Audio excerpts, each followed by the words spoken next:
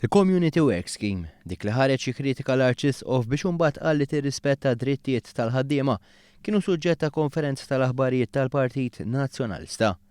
Konferenza li donnu l-messaġġ ewlieni tagħha kien li hija ħażina għax tmexxi hemm il-General Workers Union u mbagħad kien hemm messaġġi oħra li kienu konsistenti. Din l-iskema tagħti xogħol dinjitus lil madwar 600 persuna li kienu fuq ir-reġistru tal-qatt. Minflok jieħdu l-benefiċċju ta' xejn jieħdu paga minima għax jaħdmu. Iżda Salvo Mallia star candidate ta' Simon Busuttil din iskema li tfakru fi żminijiet li skontu huma koroħ.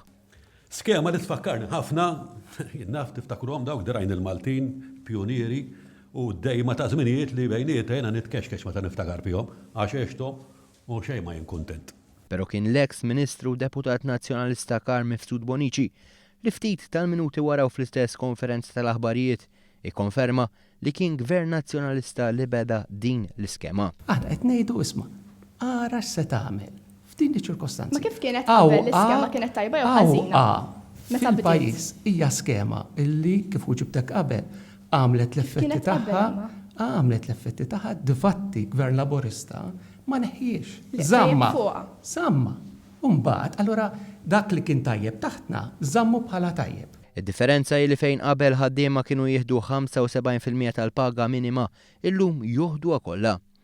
U fejn qabel ma kienx jitħallas lif jew lif tal-mart, illum jitħallas tiegħu titjib li kellu jirrikonoxxih Mifsud Bonici.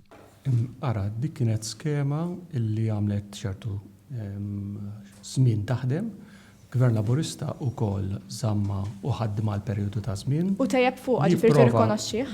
Iva, li pprova jagħmel hija ipprova jtejjibha. Iżda quddiem dan it-titjib Salvo Mallia ma kellu ebda kliem ta' tifħir għax bħal Simon Busuttil Mallia għandu biss negattività xi wassal.